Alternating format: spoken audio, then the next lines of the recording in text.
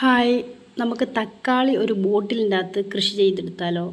ഞാൻ അങ്ങനെ ചെയ്ത സക്സസ് ആയ വീഡിയോ ആണ് നിങ്ങൾക്ക് ഷെയർ ചെയ്യുന്നത്. അപ്പം എൻ്റെ വീഡിയോ നിങ്ങൾ ഷെയർ ചെയ്യുക, സബ്സ്ക്രൈബ് ചെയ്യാത്തവരാണെങ്കിൽ സബ്സ്ക്രൈബ് ചെയ്യുക, ഫോളോ ചെയ്യുക.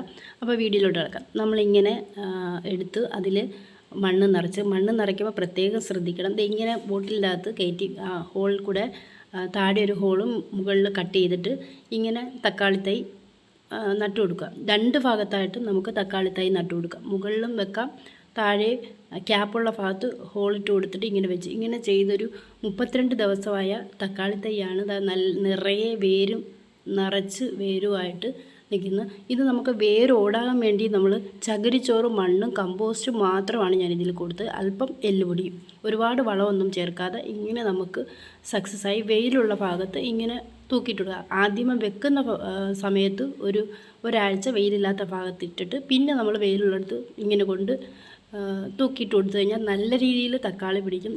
നല്ല നിറയെ പൂക്കളുണ്ട്.